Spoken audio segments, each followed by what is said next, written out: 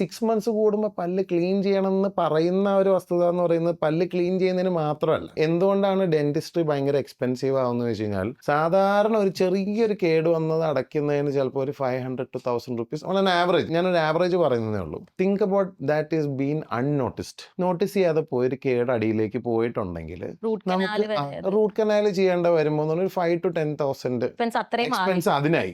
ഏത് ഒരു 500 രൂപ മുടക്കി ചെയ്യേണ്ട കാര്യത്തിന് ഇത് വന്നു. അത് ചെയ്താൽ മാത്രം പോലെ അതിന് മുകളിൽ ഒരു ക്രൗണും കൂടി ഇടണം, which will cost you 10,000 to even 35,000 rupees. So think about ഒരു 10,000 പ്ലസ് അനദർ 5,000, 15,000 ജസ്റ്റ് ഈ ഒരൊറ്റ കാര്യത്തിന് വേണ്ടി പോയി. നമ്മൾ ഒന്ന് പല്ല് ക്ലീൻ ചെയ്യാൻ പോകുമ്പോൾ നമ്മൾ ഒരുപാട് കാര്യങ്ങൾ നോട്ടീസ് ചെയ്യും. അതാണ് ഇതിൽ ഏറ്റവും വലിയ ഹൈലൈറ്റ് എന്ന് പറയുന്നത്, പല്ല് ക്ലീൻ ചെയ്യുന്നതിനേക്കാൾ കൂടുതൽ. അപ്പൊ നമ്മൾ അവോയ്ഡ് ചെയ്യുവാണ്. ഒരു പ്രിവെൻഷൻ എന്ന് പറഞ്ഞ രീതിക്കാണ് ഇതിനെ കാണേണ്ടത്. അല്ലാതെ ഒരിക്കലും പല്ല് ക്ലീൻ ചെയ്യേണ്ട ആവശ്യം, എനിക്ക് പല്ല് ക്ലീൻ ചെയ്യണ്ട, എന്റെ പല്ല് ഇങ്ങനെ ഇരുന്നോട്ടെ എന്നുള്ളതല്ല.